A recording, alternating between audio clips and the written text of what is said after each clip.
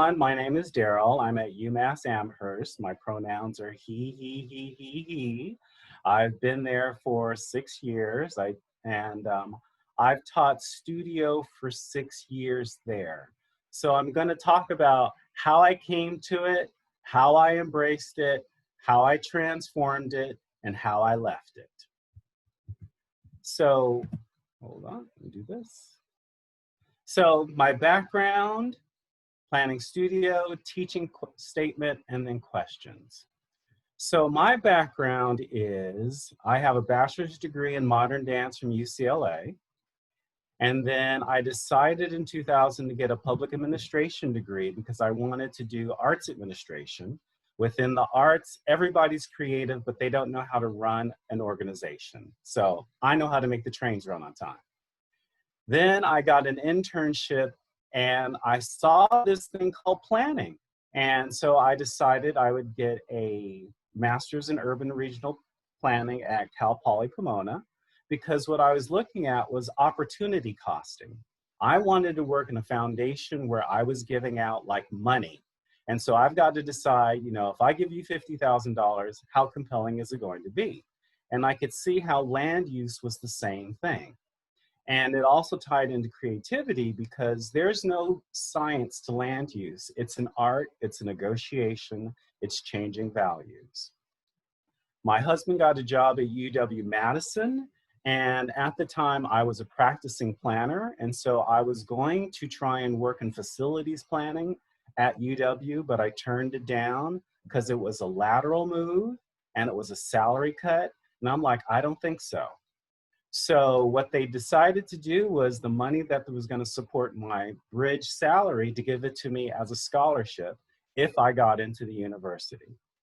So I got a PhD, or rather I applied to the PhD program in planning, and the two reasons were I needed something to do and I wanted a 9-month schedule. That was it.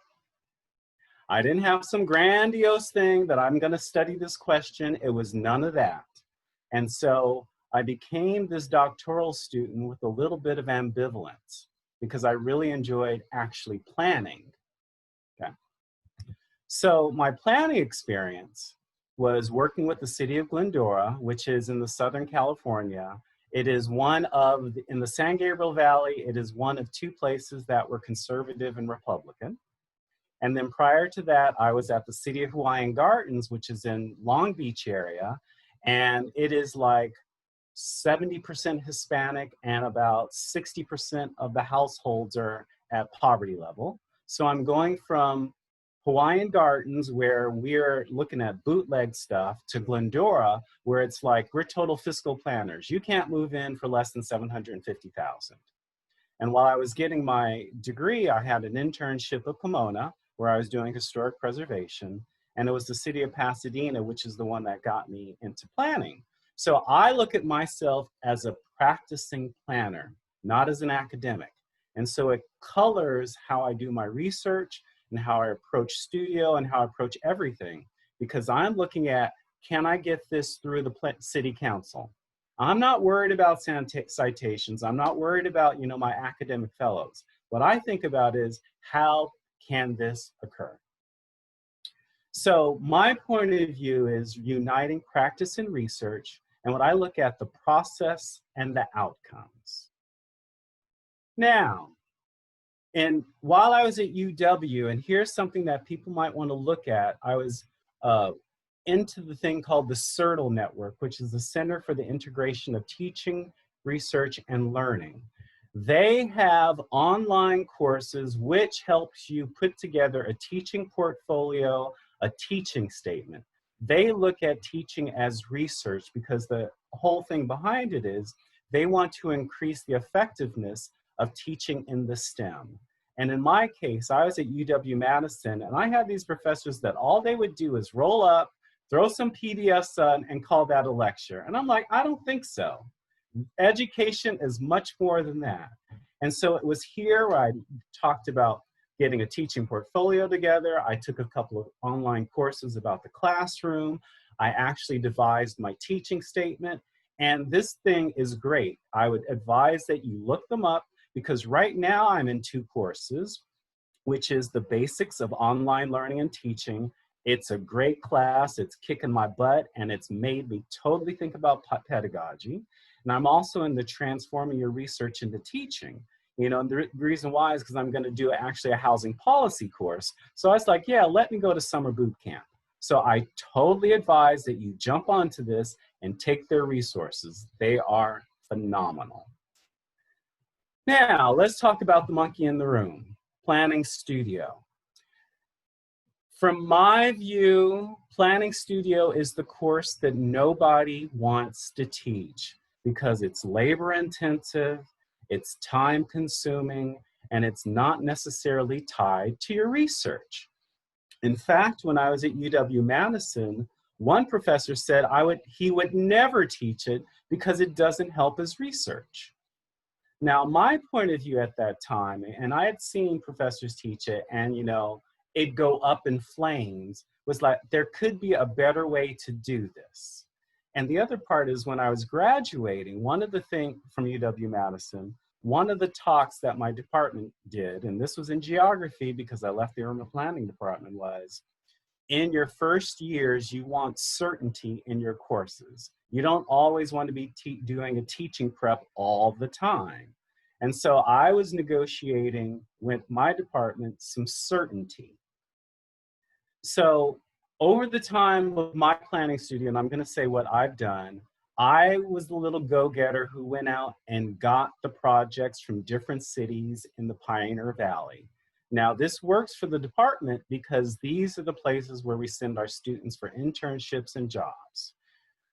Unlike other studios, my studios would have multiple projects rather than one big one because I have the view that a great team is 6 people or less.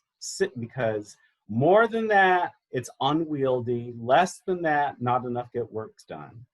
And because my university is a public university and it's got a chip on its shoulder because we've got Harvard, Boston, Tufts,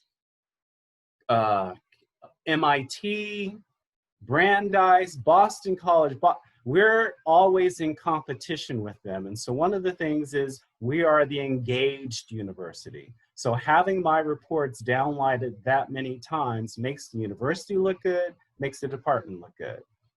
And then every time we're in front of media, it always makes good because I tell the students, you need to get used to this because when you do your land use decisions as a planner, the media is there. And I would tell them, you represent me, you represent the department, you represent the university, you represent the client. When you did good, we all look great. But when you look bad, I don't know you. So it's teaching them up front the responsibilities of this course. All right. So again, here are all my projects, all the downloads. And again, I did multiple projects inside of Studio because I looked at, from my public administration experience, that how teams form, how they're welcome into the environment is important.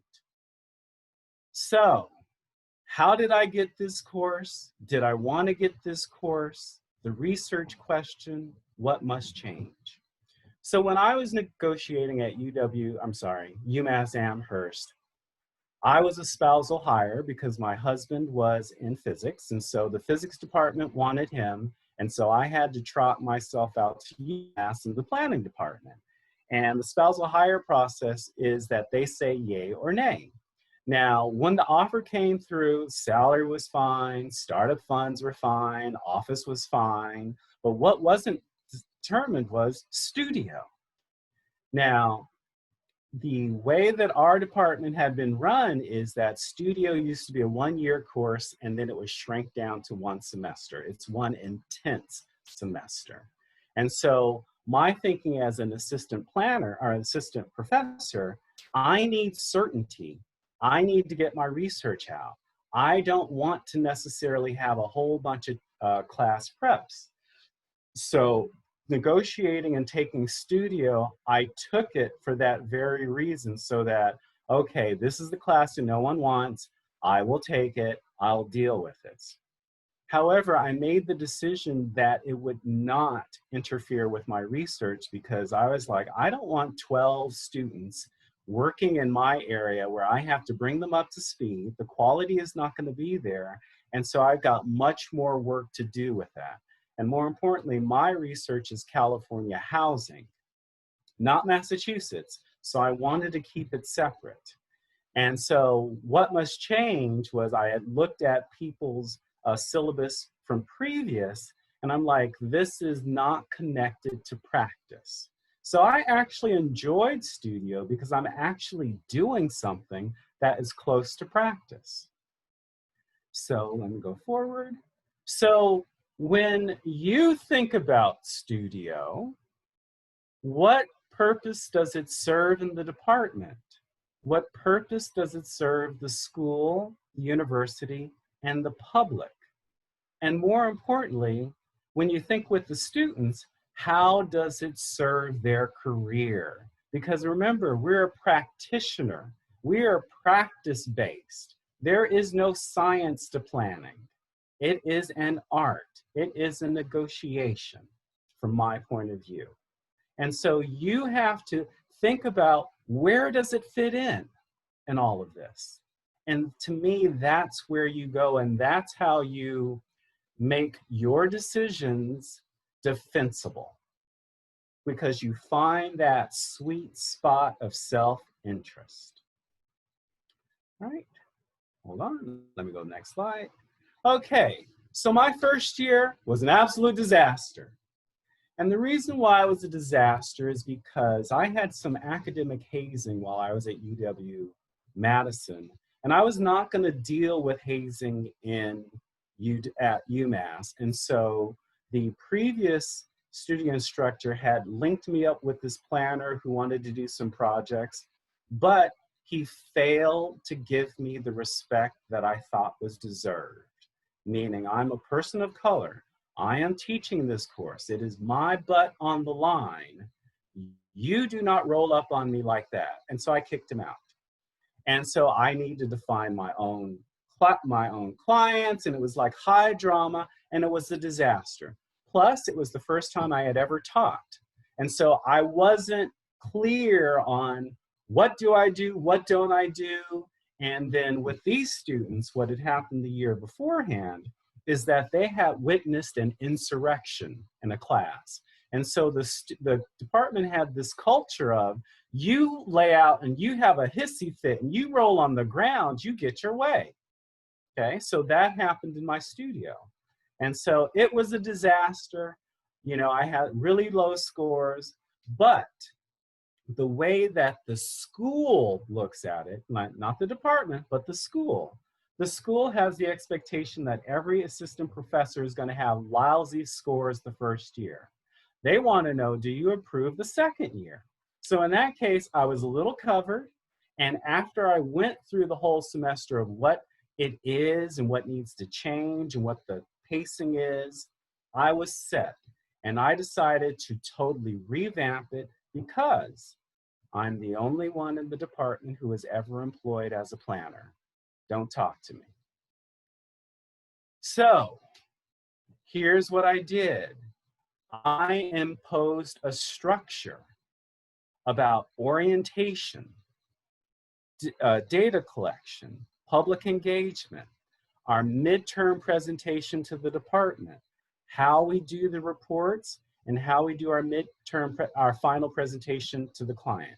Know that the first 6 weeks are developing the proposal, and then you get feedback from the department and the client, and then the last 7 weeks are writing out the report. And so the structure is this, and the key thing is this. I do teams. I do not give them the scope of work until the second week. No, actually the third week. And the reason being is I don't want them to try to solve things when they don't even have their team structure done.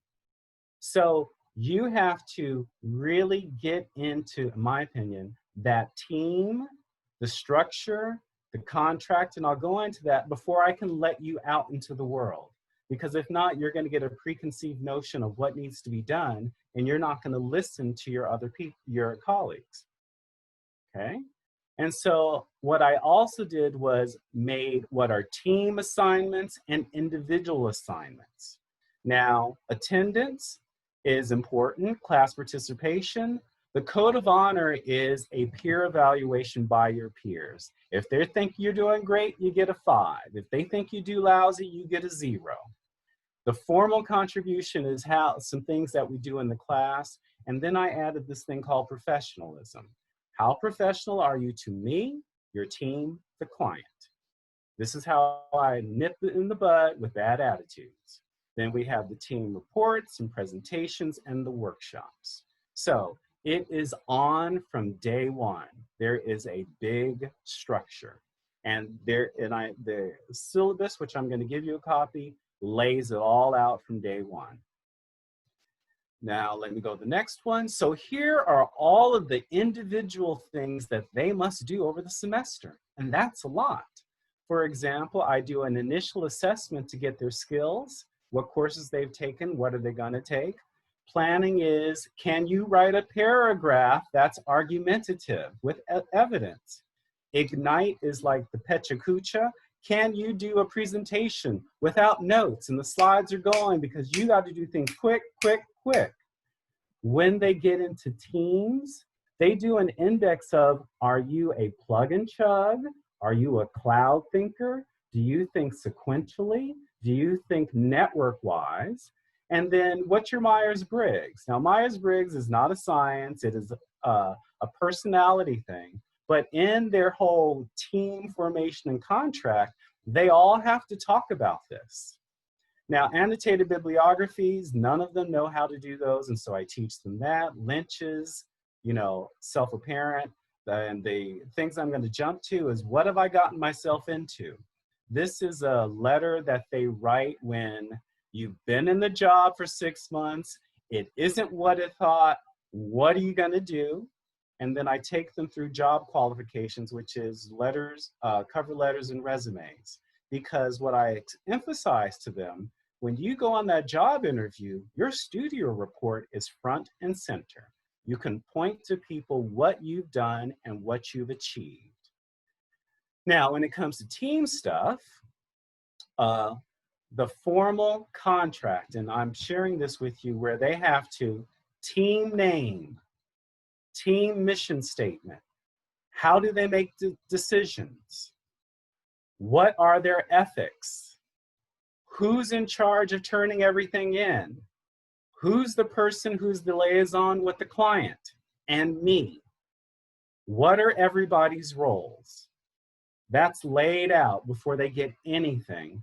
And then there's the scope of work, which has these steps. I teach them how to do a precedent study. We have a public engagement course, so they've got to propose what they're going to do.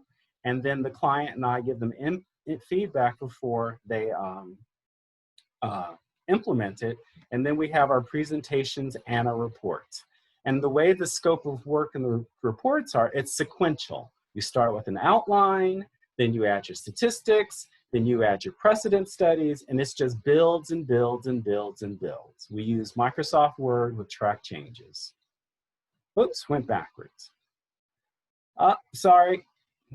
All right, so here are my tips. First day of class, I have an accusation audit. And what that means is I tell them all the nasty, mean things about Studio and everything that everybody's ever said about me. And I say, you know what? It's true. Believe it. I own it.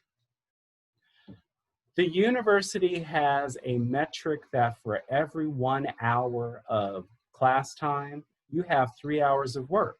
Studio is a 6-unit class. You got 18 hours of work. That's not on me. I believe that, you know, the team should be 6 people and less.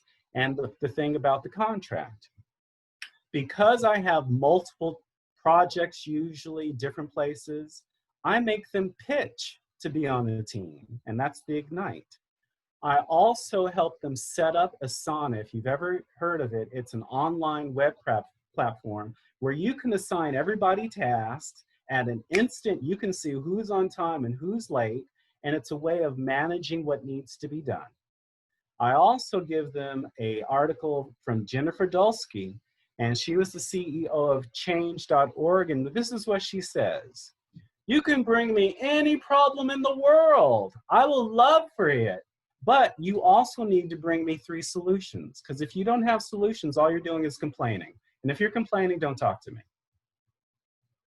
Mark Toro is, and this is from, and again, this is career people. These are professionals. This isn't me.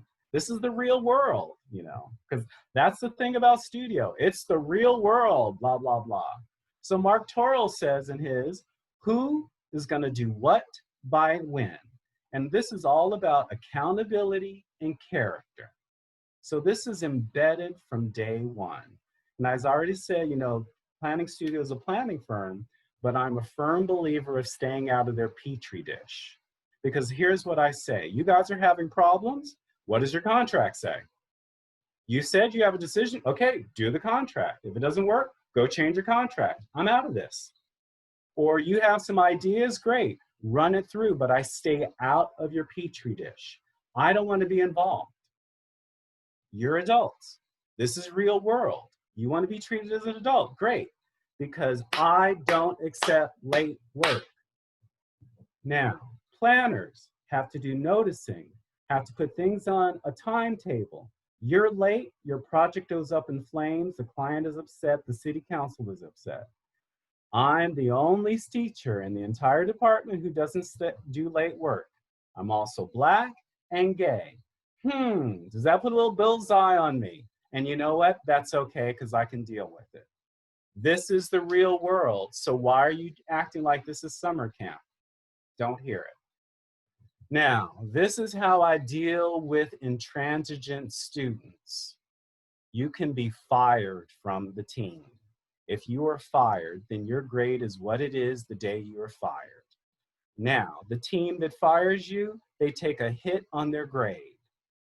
So, you have the incentive to work it out. And only once in my 6 years has someone been fired, and I overruled it because this is what I tell them in studio. Studio is second year. All that monkey BS you did in the first year, your peers have seen it. You can't hide in studio because they're arming themselves against your monkey BS. So it comes out. So if you were great, everyone loves you. If you were shady, they're waiting for you. You can't hide in studio. And all of this comes out on the first day. I just lay it out there. Now, what my school does is this thing called the MAP process. And what it is a midterm assessment. And essentially, an educator comes in, does a focus group with students, and they say, what's great, what's wrong, what needs to change, and blah, blah, blah. So sometimes, I'll be serious, they get a little shady, and sometimes they're really great. So what I decided to do is, okay, transparency is great, sunshine is the best thing. So I print a copy of it, and we read the whole thing out loud. And I talk about the decisions that I've made, what I will change, and what I won't change. So we get it out in the midterm, and sometimes I've done like one-on-ones with students. And all, you know, it all depends on how it's going, because there have been certain times in studio, it runs like a dream because you've got some really strong people who are leading. And then sometimes it just runs like, whoo, veil of tears every week. You know, and there's times when I've had to say, you know, if y'all don't straighten up, I'm going to straighten it up for you, and you're not going to like what I decide to do. So that's how, those are my things. All right, next one. So here's the thing about studio. The way that I've taught studio for 6 years, it's critical for our accreditation. You cannot change my studio and have us pass. They know that, my faculty members. It's embedded, and I know that. In fact, what I suggest is that you embed the accreditation standards as part of your learning objectives. Planning is difficult. One of the things that I often tell my students is, Okay, you're the assistant planner. You've got to go out and do a project, and you've got to do public engagement. You've got to write up the staff report. You have the public hearing, and grandma comes in the room. Who has more gravitas in that planning meeting? You, with your private fancy degree, or grandma who's been in the neighborhood for 30 years and have seen it change? Right. So, in my case, studio is the backbone of our department. And so I'll just say that protected me because I was the only planner who had a job as a planner in the department. So we did all of these things over the 6 years in these 13 programs. So this is how you're gonna protect and make yourself defensible. Why are you doing these things? Well, we need it. All right, let me go on my next one.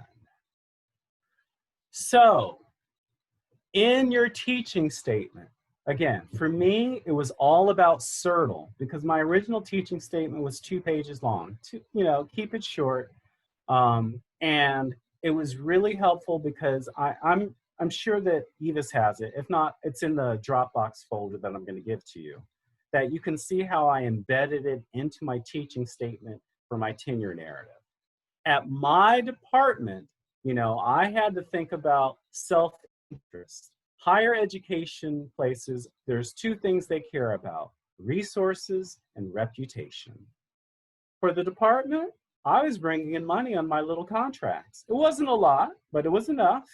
For the department, our downloads, it shows the community thinks that our stuff is valuable.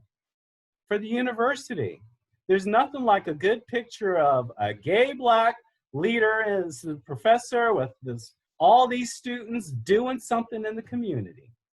We've got newspaper articles, we've been on television, we've been on video. And again, I trained them to be ready for that from day one. For the clients, they get quality work because I work them. I know what it is, and we get to ask the hard questions that the client can't have, and it's usually a city department. So we can ask those uncomfortable questions because you know what? We're students. What do we know? Ha, ha, ha, ha. And so it gives the client cover. And for students, this is job interview data. You were in a team. You had some data. You had a project. You did some presentations. You have public engagement. You wrote a report. You can point them to the report. This is not supposed to be easy. It is difficult because I explained to them, if it was easy, you wouldn't want it. So here's some of the questions. How do we demonstrate that students have learned that they have worked? How do the students learn that their work has impacted community? I see I've used downloads of reports and citations of student evaluations. One thing I'd suggest, an initial assessment.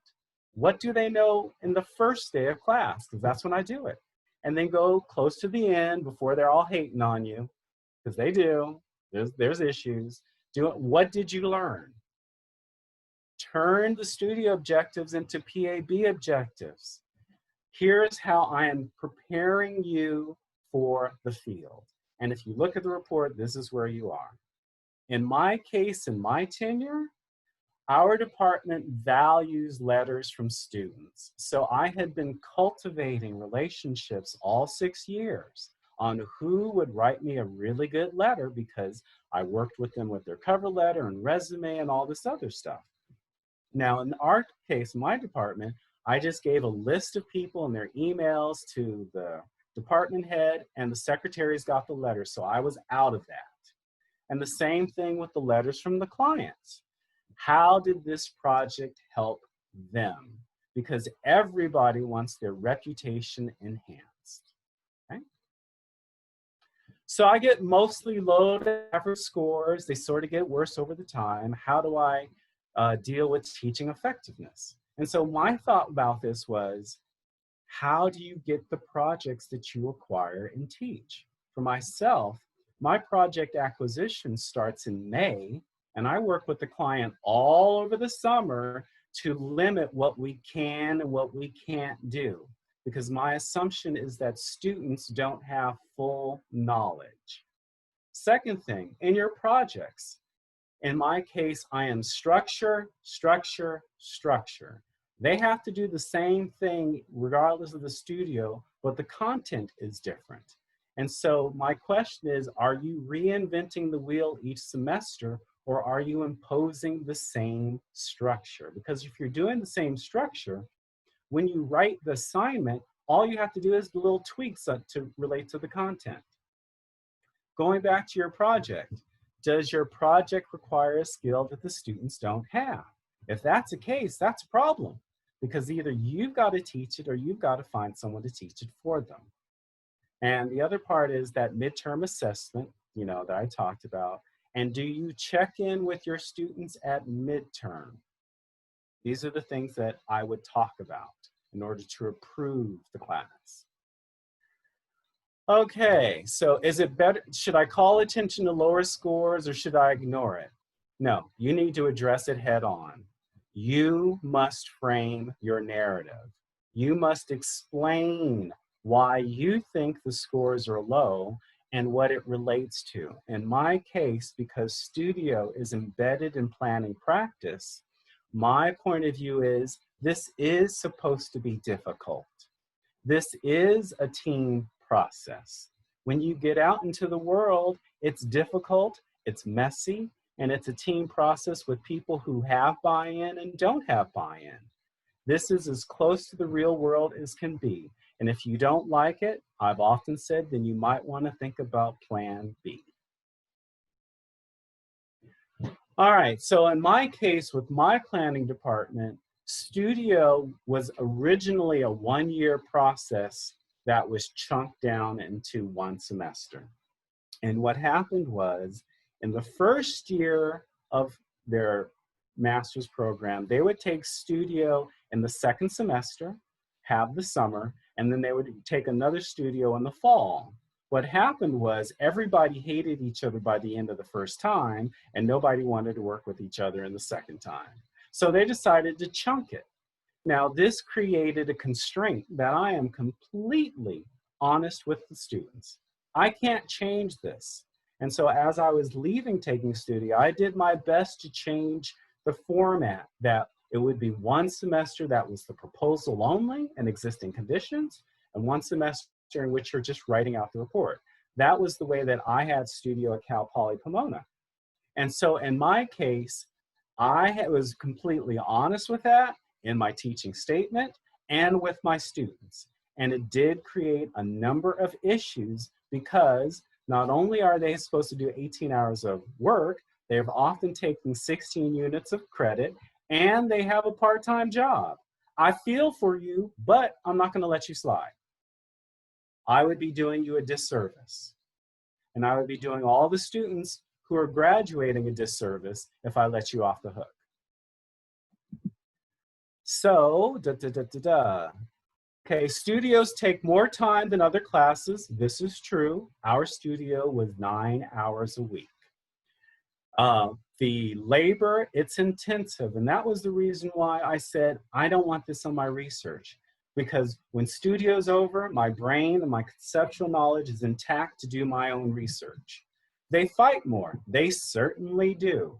And this is where I go back to the contract, their team formation process, and the firing. You're adults, figure it out. You don't want me to solve it for you. Now, this thing about formulaic manner, because we allow students self-discovery, I can totally get with that.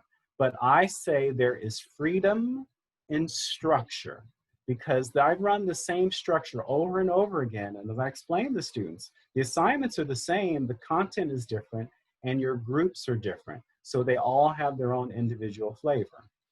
Because let me show you the structure. Hold on for a second. So regardless of whatever the client project is doing, these things, the major events, the plan of review, the scope of work, the public engagement, the site work, their precedent studies, their annotated bibliography, their report, and their posters, same time every year, different content, but same time every year.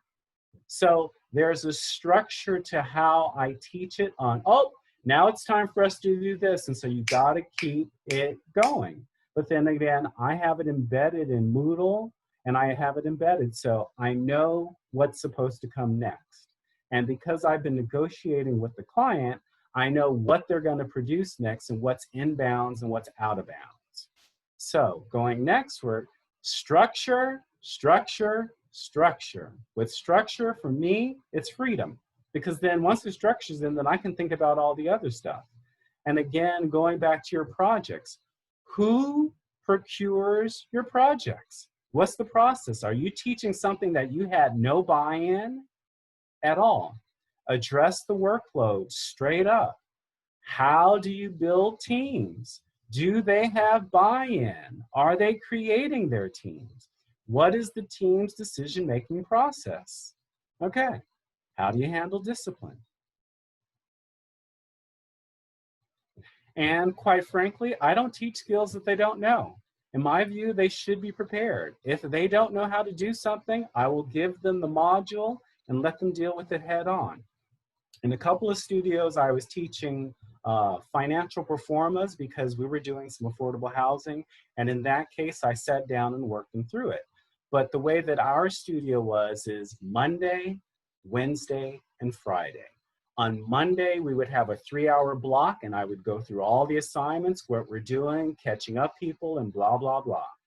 On Wednesdays, they work among themselves. They can be in the classroom, they can be out in the field.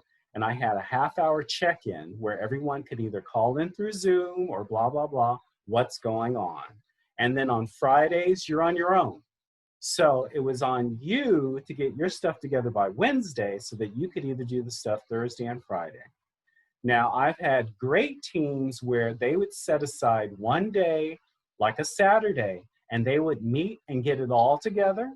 I had some teams that they wouldn't get started to do things until Saturday night for something that's due on Sunday. I've had other teams where they would set aside time on Friday to get everything done so that they could still have their own weekend. Again, this is their petri dish. The deadlines are written. There is no late work. How are you going to get it done on time? I'm out of your petri dish. All right? So that's the end of my thing. And that's how I taught studio for 6 years. And so what I've done is, hold on for a second, let me do a new share. Bump, bump, bump. What I've done is all of my assignments are in Dropbox, the syllabus and everything. So you can download and modify it to the way that works for you. Because again, I didn't have all this, but you know, I am, in my case, I am the detailed implementation structure person. So again, I find freedom and structure, so I will give this link to Evis and she will send it around to everybody. And so that is the end of my talk.